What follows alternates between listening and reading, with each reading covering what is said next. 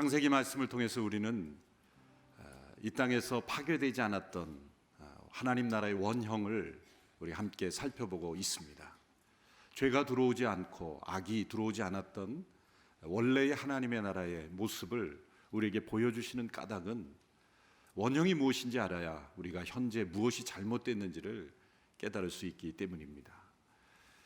하늘에서 있었던 하나님의 계획을 알아야 이 땅에서 우리가 실패하지 않고 그 하늘의 영광과 축복을 누릴 수가 있기 때문이죠.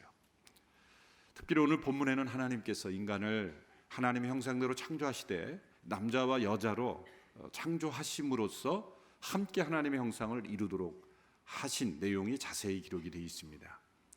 하나님의 형상이라는 의미의 중요한 한 가지 요소가 바로 이 관계적인 요소라고 말씀드렸습니다.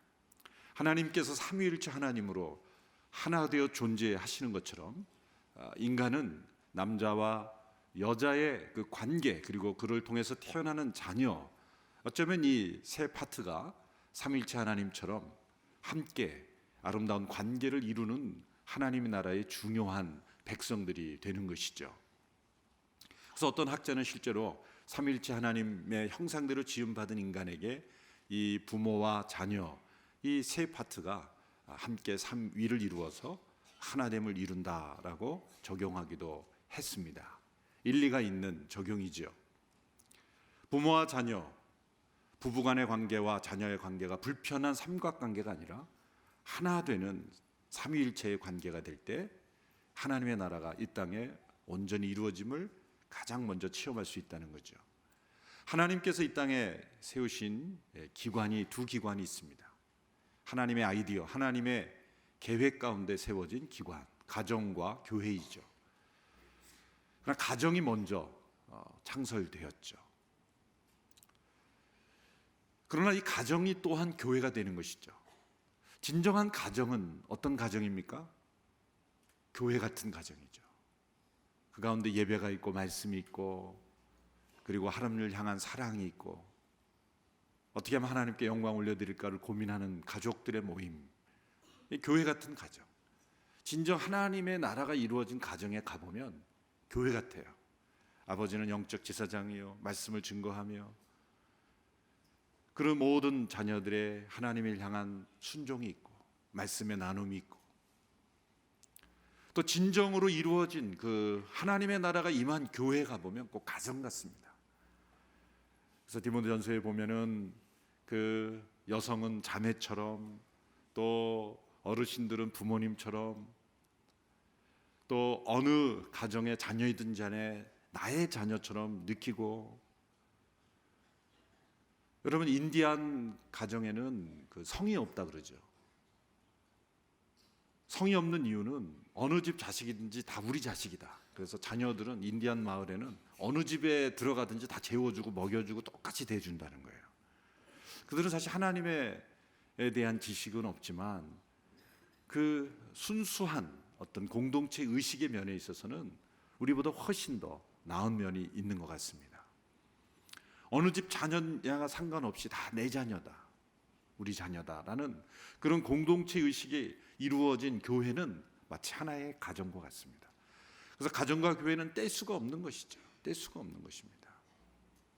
가정은 교회 같아야 되고 교회는 가정 같아야 되는 것이죠.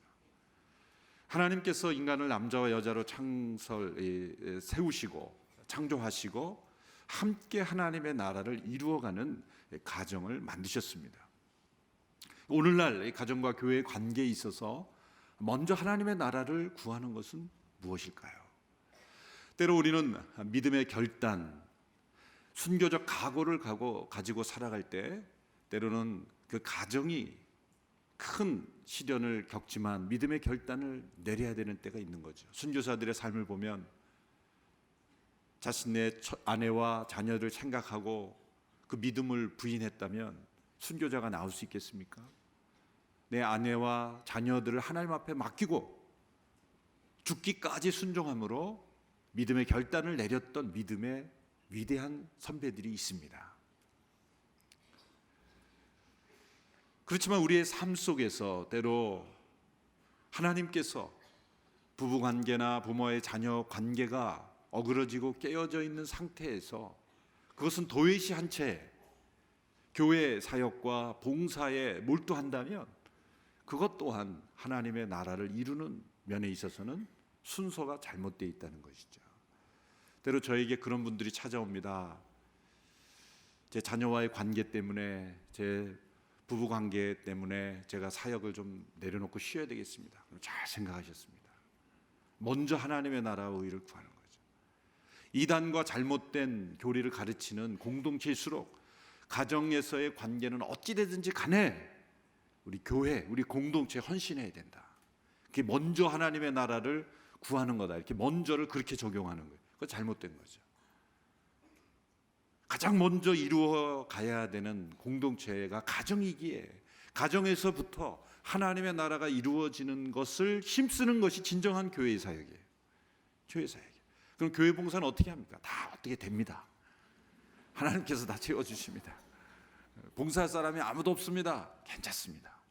각자 하나님의 나라를 먼저 가정에서 이루는 데 있어서 가장 먼저 관심을 이루고, 그것이 기초가 돼서 가정들이 모여서 아름다운 교회 공동체를 이루는 것이 먼저 하나님의 나라 의를 구하는 것입니다. 특별한 경우에 하나님께서 때로 가정에 어떤 큰 시련이 다가올 만큼의 믿음의 결단을, 순교적 각오를 하고 선교지로 떠나고, 그런 모든 것들에 있어서 하나님께서 먼저 하나님의 나라를 구할 때가 있는 거죠. 부모님을 따라 선교지로 간 선교사 자녀들이 많은 상처를 받죠. 한 가지 공통적인 질문은 이겁니다. 부모님이 헌신했지 내가 헌신했느냐, 이거죠. 부모님은 부르심을 받아서 왔지만 나는 전혀 그런 부르심이 없는데, 그 갈등, 그 자녀를 먼저 생각했으면 그 오지에 갈 수 있겠습니까? 그 선교지에 떠날 수 있겠습니까? 그럴 때는 진짜 먼저 하나님의 나라를 구하는 거죠. 그 우선순위를 잘 우리가 결정해야 될 줄로 믿습니다. 2013년도에는 우리 가정 속에 하나님의 나라가 먼저 임하는 그런 복된 한 해가 되기를 주님의 이름으로 축원합니다. 18절에 보면 창세기에서 처음으로 좋지 않다라는 언급이 나옵니다. 지금까지는 다 좋았습니다. 6일 동안 천지를 창조하실 때마다 매일매일 보시기에 좋았습니다. 보시기에 좋았습니다. 또 6일째 인간을 창조하실 때는 심히 참 좋았다라는 그런 멘트가 붙어서 있습니다. 그런데 오늘 보면 18절에 보면은 좋지 않다라는 단어가 처음 나오죠. 18절의 말씀을 같이 읽겠습니다. 시작. 말씀하셨습니다. 사람이 혼자 있는 것이 좋지 않으니 내가 그에게 알맞은 돕는 사람을 만들어 주겠다. 사람이 혼자 있는 것이 좋지 않으니, 이것은 홀로 있는 것은 잘못된 모습이다라는 뜻이 아니라, 사람이 지금 남자 혼자만 창조된 것이 하나님의 원래 목적이 아니다라는 거죠. 하나님의 원래 의도의 목적에 합당하지 않다. 싱글로 살아가는 것은 죄다, 그런 뜻이 아닙니다. 좋지 않은 인생이다, 그런 뜻이 아닙니다. 한 사람의 남자만을 창조한 것은 하나님의 원래 의도가 아니다. 하나님의 계획은 더 있다. 하나님의 추가적인 계획이 있다는 말씀이지요. 그리고 하나님께서 이렇게 말씀하십니다. 내가 그에게 알맞은 돕는 사람을 만들어 주겠다. 이것이 하나님의 계획이었습니다.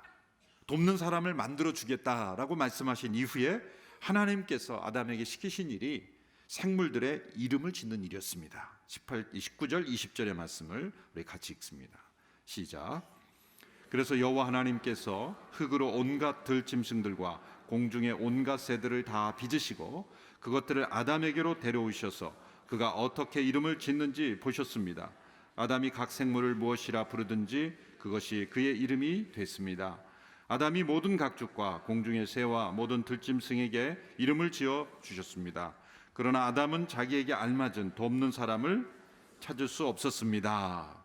하나님께서 지으신 모든 생물들, 하늘의 새와 바다에 있는 물고기까지는 아니죠. 어쨌든 들짐승들과 공중의 온갖 생들을 다 빚으시고 그 아담에게로 다 데려오셨어요.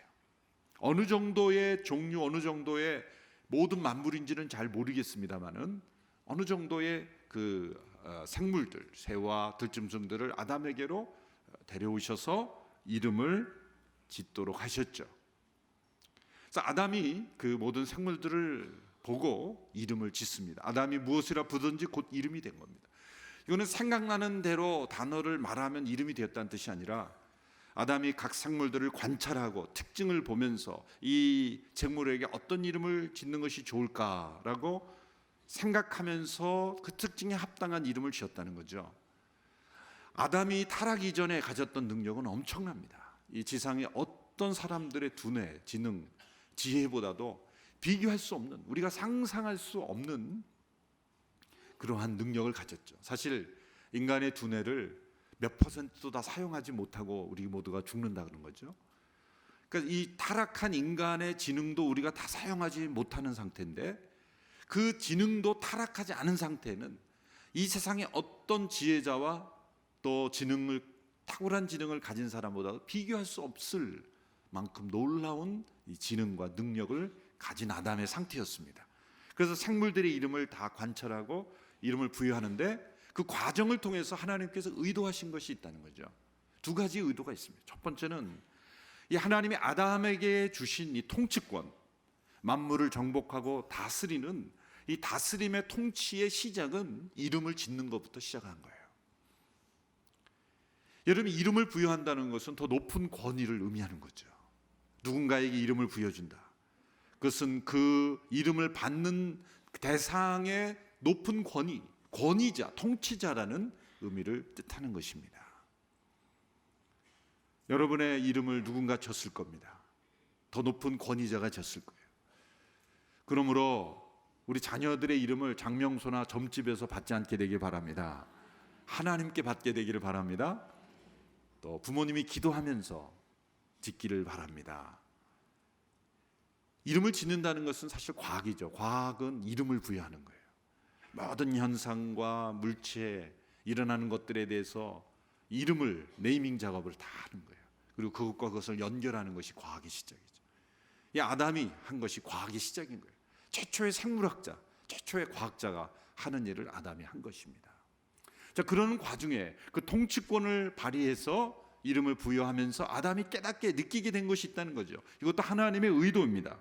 그것은 20절 후반부에 보면 이렇게 되어 있습니다. 그러나 아담은 자기에게 알맞은 돕는 사람을 찾을 수 없었습니다. 아담이 깨닫는 겁니다. 모든 생물들을 볼 때 쌍이 있구나, 암수가 있구나 라는 걸 발견했을 겁니다. 그런데 나는 왜 혼자지? 그걸 깨달았을 거예요.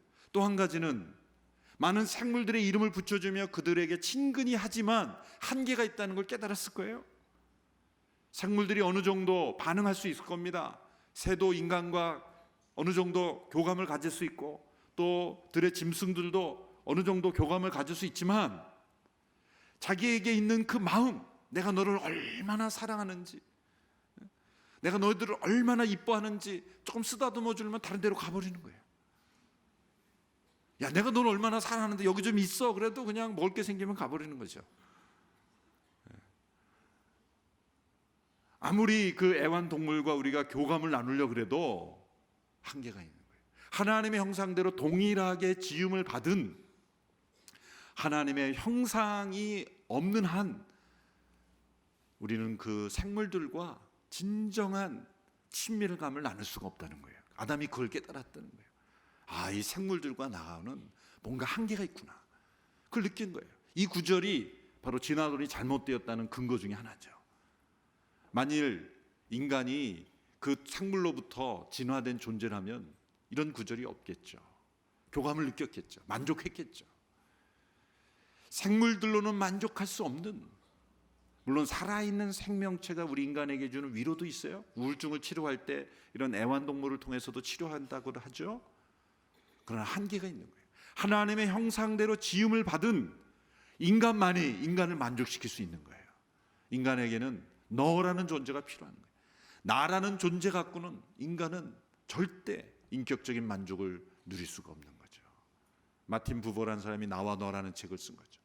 나와 it, 그것이라고 부르는 그러한 생물들이나 물체 갖고는 인간은 절대 만족을 누릴 수가 없다. 너라는 인격적인 존재, 나라는 존재는 너라는 그런 상대가 있어야만 나를 알게 되고, 만족을 누리는 겁니다. 여러분, 이 세상에 가장 많은 일의 성취를 하고 많은 재물을 가진 사람일지라도 기쁨과 슬픔을 함께 나눌, 인격적인 친밀함을 나눌 너라는 존재가 없는 사람은 진짜 불행한 인생이죠.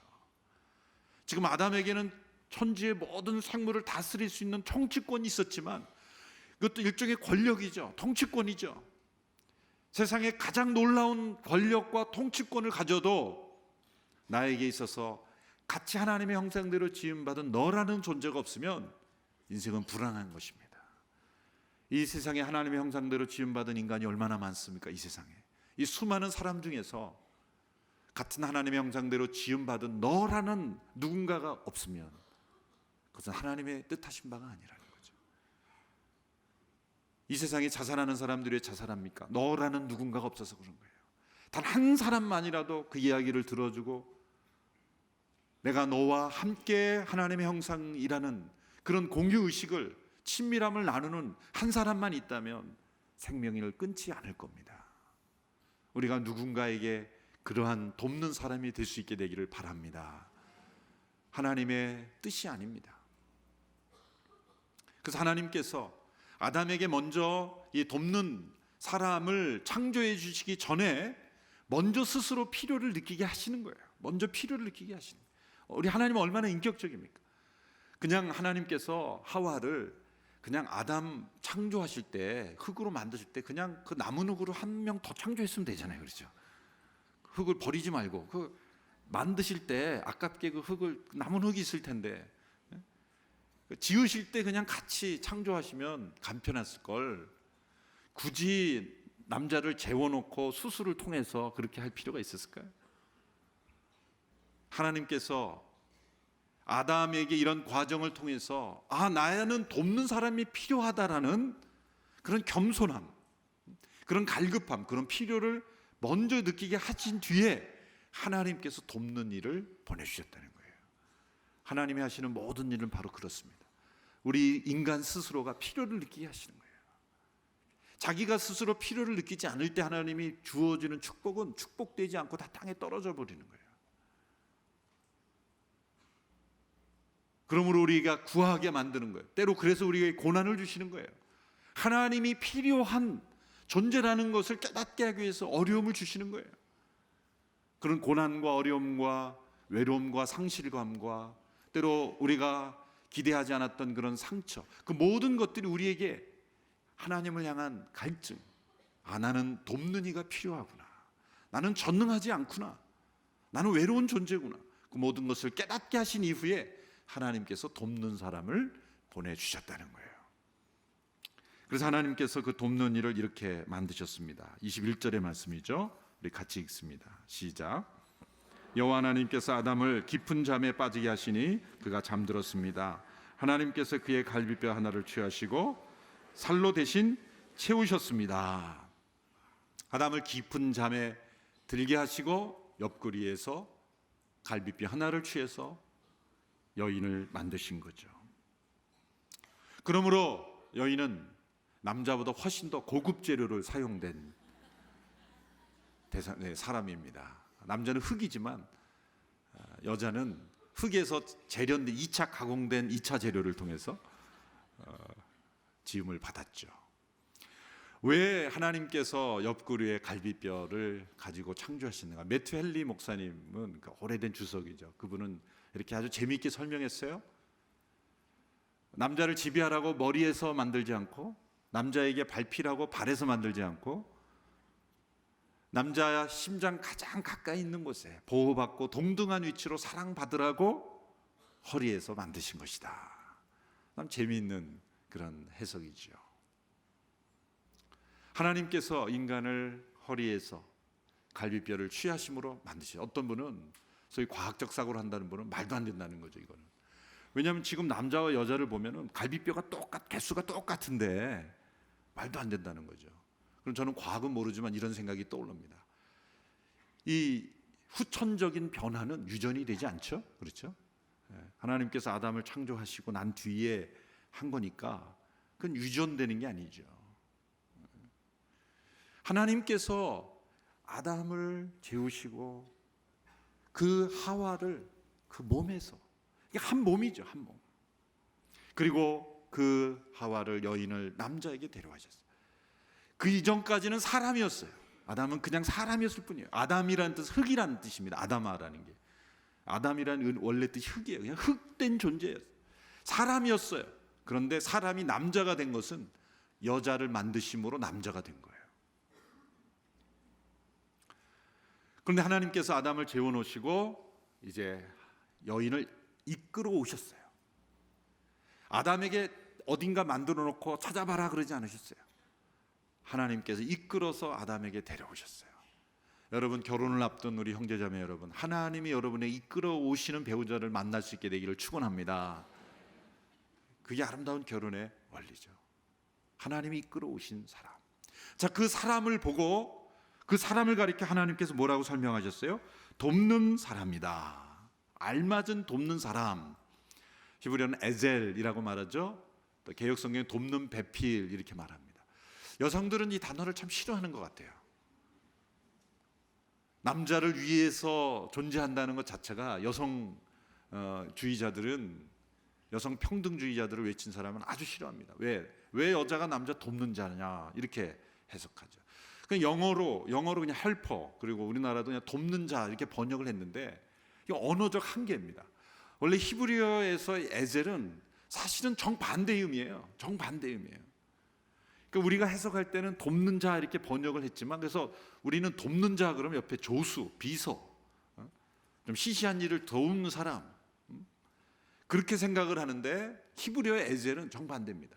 왜 그런지 아십니까? 시편에 보면 하나님을 가리켜 하나님은 돕는 이이십니다, 하나님은 돕는 자이십니다 했는데 그때 쓴 단어가 에젤이라는 단어예요. 그러니까 하나님을 일컫는 단어입니다. 하나님을 일컫는. 에젤이라는 뜻은 그런 거예요.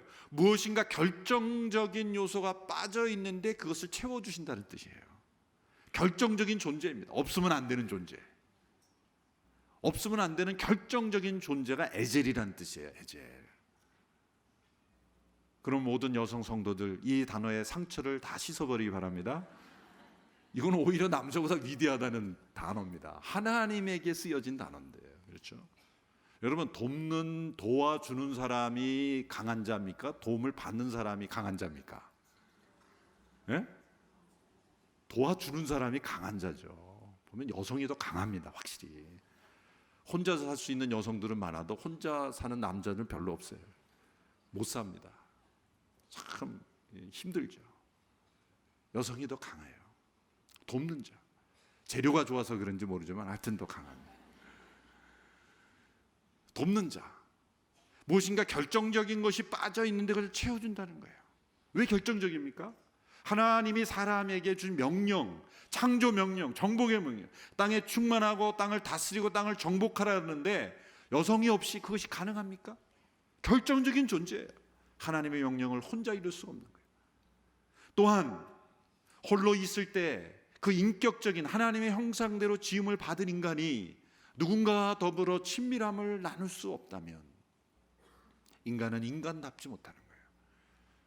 그러므로 함께 하나님의 형상을 이루는 그런 축복의 통로가 되기 위해서는 결정적인 존재죠.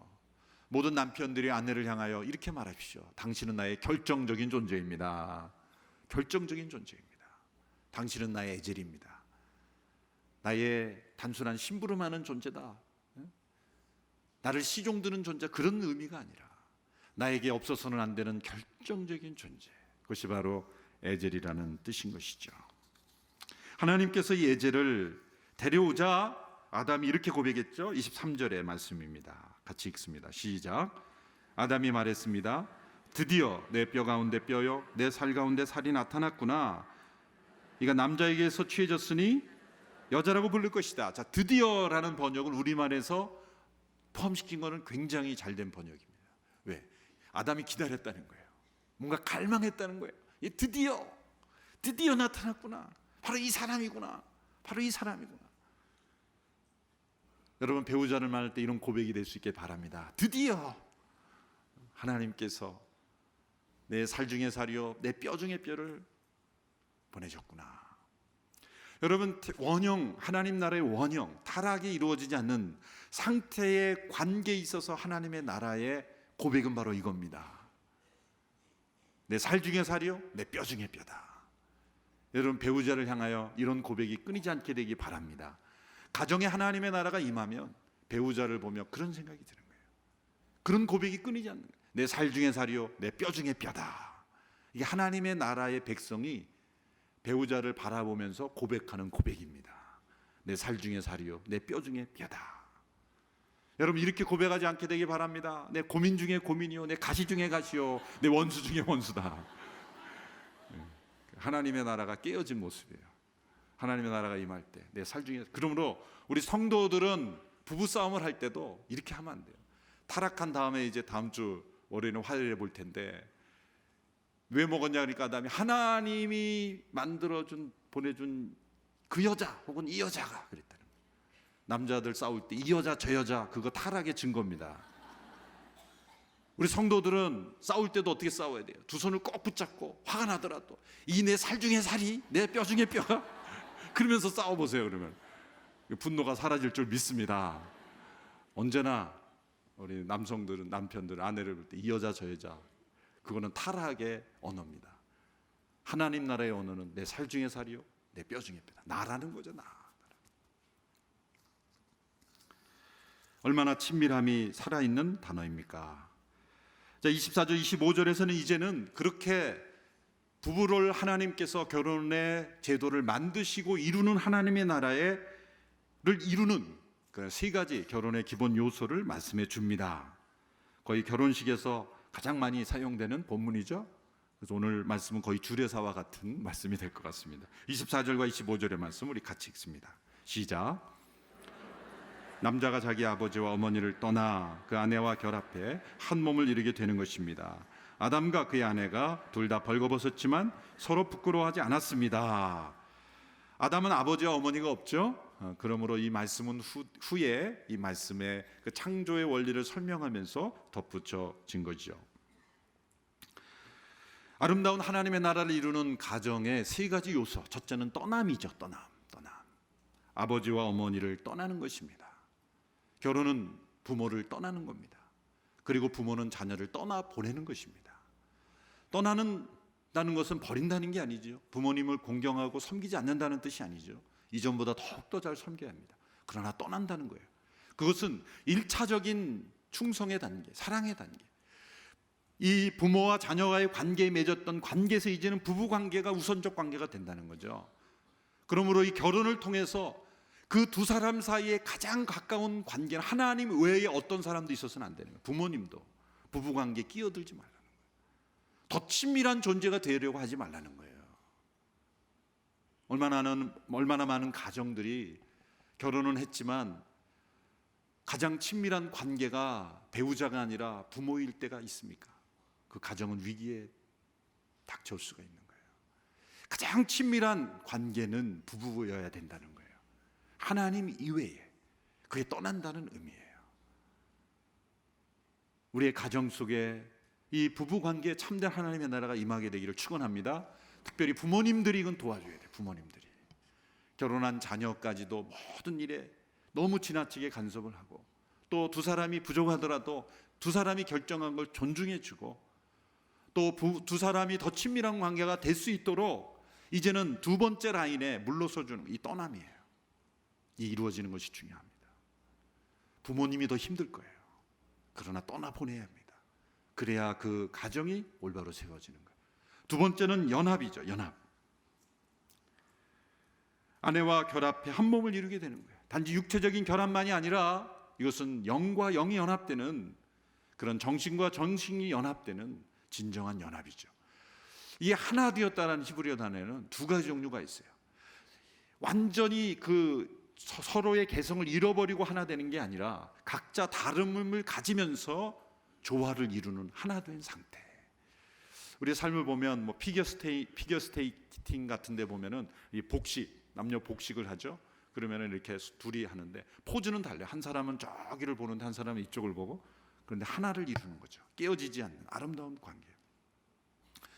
제가 미국에 사역할 때 우리 보스턴 온누리교회가 처음 막 시작해서 기초를 훈련을 하고 창설할 때 제가 보스턴에 가서 그 리더십 세미나를 한 적이 있어요. 그래서 어느 성도님 그 가정을 빌려서 이제 저 하루 저녁 리더십 세미나를 하는데 그 목사님이 아주 독특한 프로그램을 준비했어요. 이게 뭐냐면은 볼룸 댄스 시간을 만든 거예요. 그래서 내가 속으로 무슨 댄스를 준비하나 속으로 막 제가 불쾌했어요.